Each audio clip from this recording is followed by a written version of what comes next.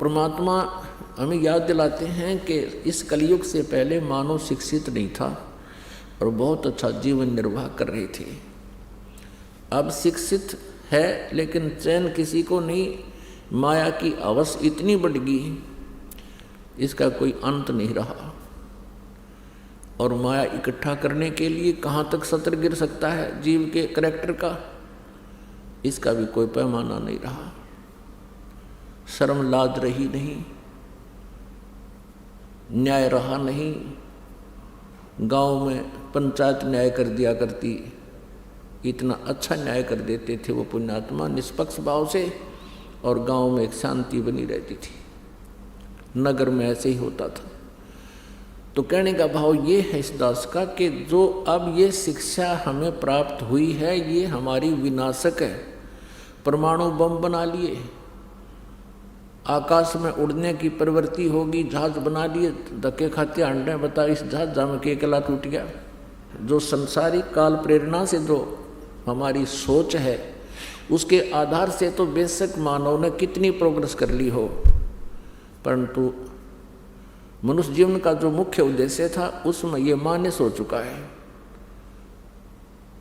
क्योंकि अब नास्तिकता चरम सीमा पर जाने वाली है, जैसे पूरा चीन राष्ट्र नास्तिक हो चुका है। और यो संयुक्त राष्ट्र जिसको, और ये रूस वगैरह, इसका पूरा का पूरा उसका ग्रुप वो नास्तिक हो गया। इसका कारण क्या है कि परमात्मा की साधना ना करने से, सत साधना ना मिलने से मनुष्य को परमात्मा से लाभ मिलना बंद हो गया, जिस कारण से उसने मान लिया प्रभु है ही नहीं। और इसका मूल कारण है ये नकली गुरु, ये झूठे गुरु, झूठे आचार्य, जिनको कह का पता नहीं आध्यात्मिक मार्ग का, और ये गुरु बने बैठे, जनता का नाश कर दिया, भक्तों को उनको बर्बाद कर दिया। तो कहने का भाव यह है कि भले ही हमने ये सोच लिया हो कि मानव ने बहुत तरक्की कर ली, ये खाक तरक्की कर ली, 2 वर्ष वर्षा ना हो परमात्मा दया ना करें, ये जहाज, इनके हेलीकॉप्टर, ये कंप्यूटर,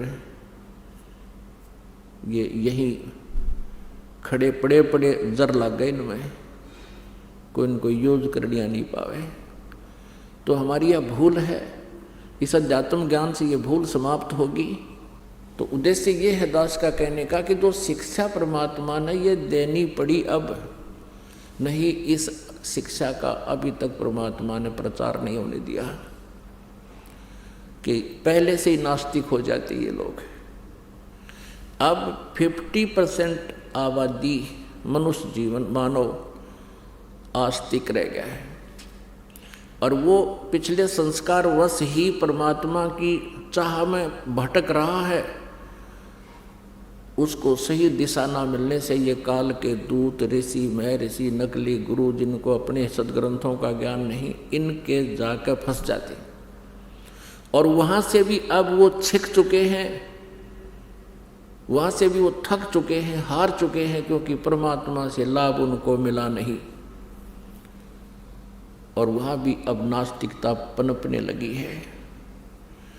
अब ये क्रिटिकल स्टेज आ रही है मानव की बिगड़ने और बढ़ने की। एक बार ये दास पूना गया था, हमारा एक सेवक है,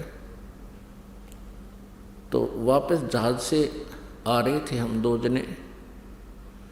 जो ही हवाई जहाज स्टार्ट हुआ, हमारा स्वाभाविक नियम है प्रभु का, उनके साधना में, जब भी हम सफ़र घर से निकलते हैं या कोई सफ़र गाड़ी में करते हैं या वैसे पैदल चलते हैं या किसी जैसे यान में चले, तो हमने जो ही वायुयान फ्लाइट करने लगा, हमने अपना मंगलाचरण शुरू किया।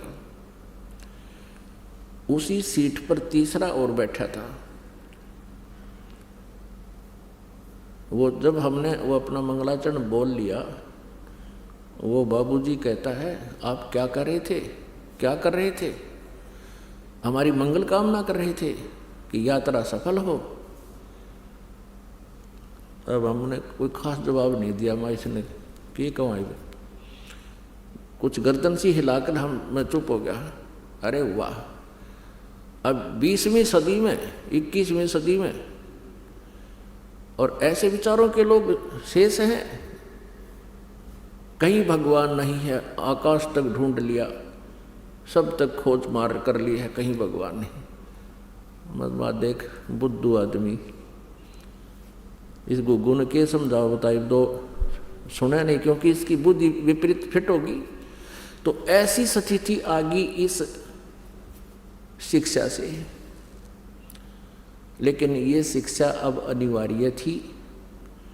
अब इस भूल को मिटा दिया जाएगा, जो भूल हमारे लगा दी इस शिक्षा ने, जिसको विज्ञान बोलते हैं।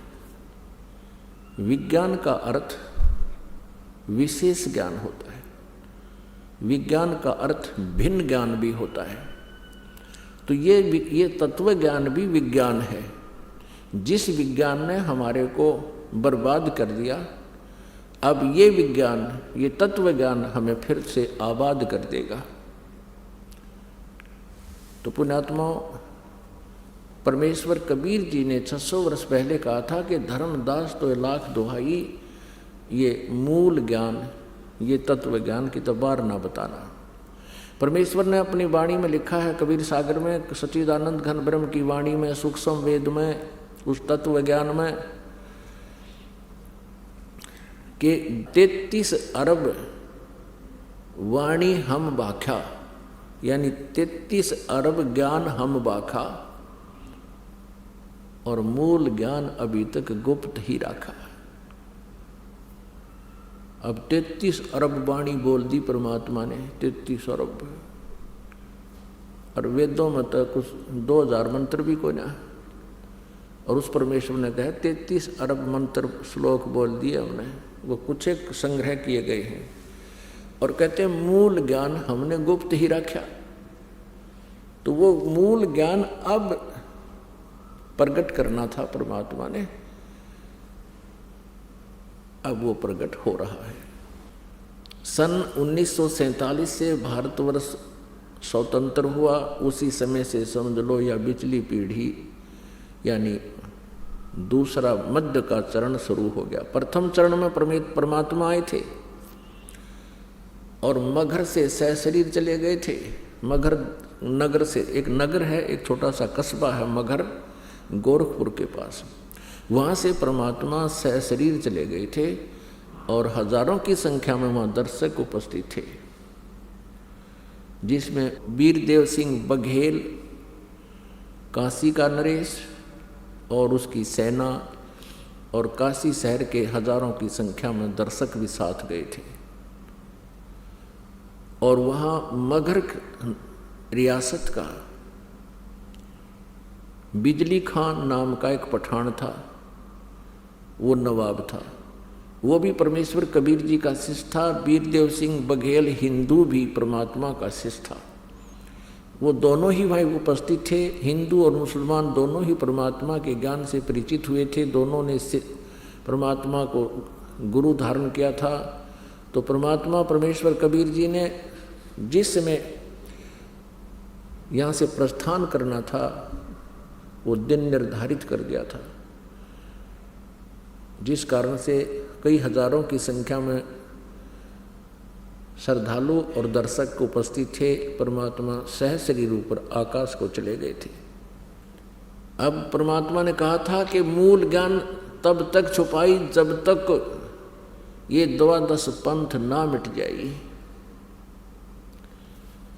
अब 12 पंथ काल ने चला दिए।